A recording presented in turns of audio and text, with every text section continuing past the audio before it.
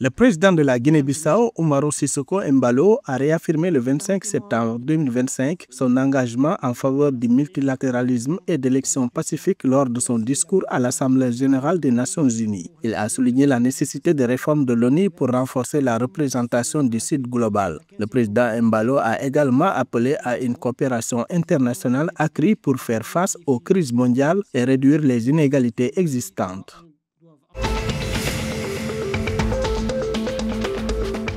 Le forum Invest in Sénégal, prévu les 7 et 8 octobre 2025, est en phase finale de préparation avec 85% des tâches réalisées, a annoncé le 24 septembre 2025 l'Agence nationale chargée de la promotion des investissements et des grands travaux de l'État APIX. Cet événement, sous le thème Connecter des opportunités et bâtir l'avenir, réunira des investisseurs internationaux et des acteurs du secteur privé. Initialement programmé en avril, le forum Invest in Sénégal accueillera des délégations importantes d'entreprises britanniques, allemandes et chinoises. L'objectif est de stimuler les investissements et de renforcer les partenariats économiques au Sénégal.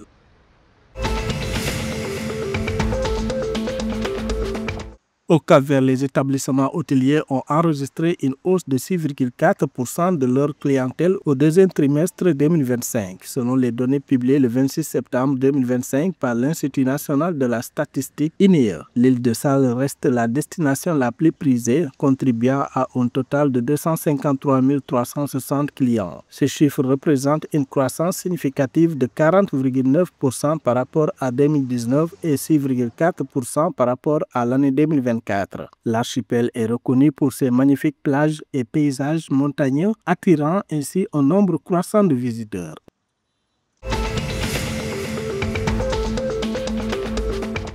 L'armée malienne a détruit 3 bases terroristes dans la région de Bougouni, marquant une étape importante dans la lutte contre l'extension de la menace djihadiste. Cette opération menée dans la nuit du 24 au 25 septembre confirme l'intensification des violences dans le sud du pays, désormais aux portes de Bamako. Selon les forces armées maliennes FAMA, les refuges détruits, situés dans les forêts de Siankagoudou, Keboro et Dialakoro, servaient de centre logistique et de préparation d'attaque. Cette action souligne la détermination des forces armées maliennes à reconquérir la sécurité dans cette région stratégique.